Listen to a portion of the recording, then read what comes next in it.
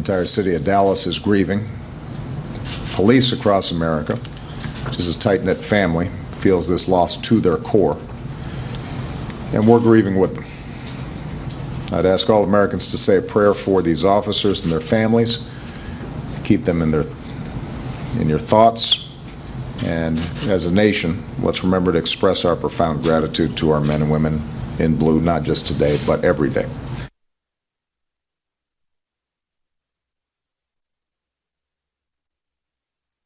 Hello. Good to have you with us. As the president was saying, there will be plenty of time for politics, and we'll get to that in just a few moments. Thank you for joining us for this special edition of The Hardline. I'm John Bachman, filling in for Ed Berliner. That peaceful protest over the men in Minnesota and Louisiana was winding down Thursday night in Dallas. Police officers were ambushed, of course, in that shooting that left 5 people dead. Before he was killed by a police bomb in that standoff, 25-year-old suspect Micah Xavier Johnson said he was upset about the recent police shootings and wanted to kill, quote, especially white police officers. Well, the brutality in Dallas and the deaths at the hands of police of Alton Sterling in the hands of police in Louisiana and Philandro Castile in Minnesota, of course, has stirred up a lot of questions in this country about race relations, police safety, the challenges the law enforcement officers face every single day when they're on the streets. Joining us in just a few moments, we're going to have Congressman Peter King, of course, on the Homeland Security Committee. I want to talk to him about Jay Johnson in the solo shooter theory. But first, let's check in with Miranda Kahn, who's joining us live now from our newsroom.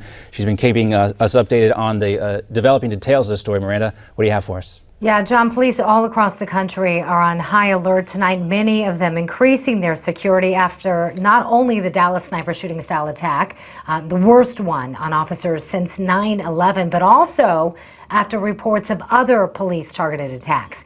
There are reports now that there have been 4 separate ones, all aimed at our men and women in blue. Meanwhile, we are learning new information about the gunman in the Dallas shooting that claimed the lives of 5 officers and wounded 7 others. Officials now call Micah Johnson a lone wolf, saying that he alone is responsible for the shootings in Dallas last night. Other suspects were arrested at the scene for unrelated weapons charges. Police began searching Johnson's home earlier today. You're seeing video of that, aerial footage of that. They found bomb-making materials, ballistic vests, rifles, ammunition, and a journal laying out his plan for this attack. House Speaker Paul Ryan voiced outrage about the police shooting deaths in Dallas, Texas. There will be a temptation to let our anger harden our divisions. Let's not let that happen. And as we mentioned, both Hillary Clinton and Donald Trump canceled their campaign events earlier today. Both candidates tweeted their condolences to the family. That's the very latest from the newsroom. John, back to you. All right, thanks, Miranda. Many Americans, of course, are looking to lawmakers to bring about change in this country, whether it's in race relations, access to firearms, or policies impacting our public safety. Joining us right now is a member of the Homeland Security Committee, chairman and of the Subcommittee on Counterterrorism and Intelligence. He represents New York's 2nd District. It's always great to talk to Congressman Peter King. Congressman, thanks for being back on the Hardline. You're very welcome. Thank you. All right, when we look at the case of this shooter, how do you keep America safe from cases like this? He may not have been a radical Islamist terrorist, but he was radicalized in some way to do this. How do you protect the country from guys like this? Well, there's no guaranteed answer, but one is not to restrict police. I mean, if there are crimes coming from particular neighborhoods, the police should have extra surveillance there. They should, I believe, have more leeway as far as stop and frisk. Certainly we had that in New York City until the Civil Liberties Union and the de Blasio regime came in town. What's that? And de Blasio came in town.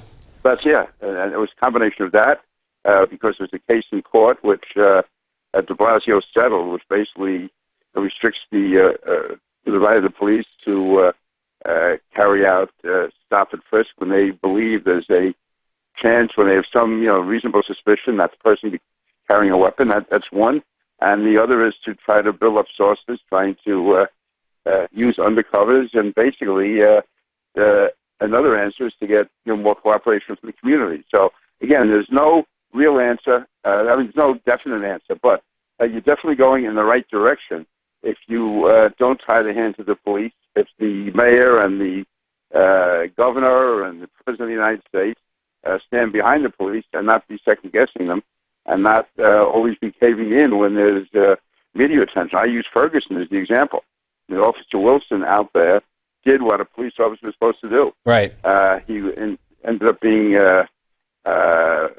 vindicated by the local district attorney. But the result was, Congressman, the result was the whole hands up, don't shoot meme that took place across the country was all based on a lie. It was all based on a lie. And it was, and to this day, the President of the United States and none of the media have apologized to Officer Wilson. For 4 months, he was called a murderer. Basically, he had to leave his job, and he was totally vindicated, but no one in the national media, nobody in the administration has come to his support. And what that does is, and Director Comey has said this, because the bad guys see that the bosses, the people on top, are not going to necessarily stand with the police, and even more so, the fact that the police feel that that the people in charge don't have their backs.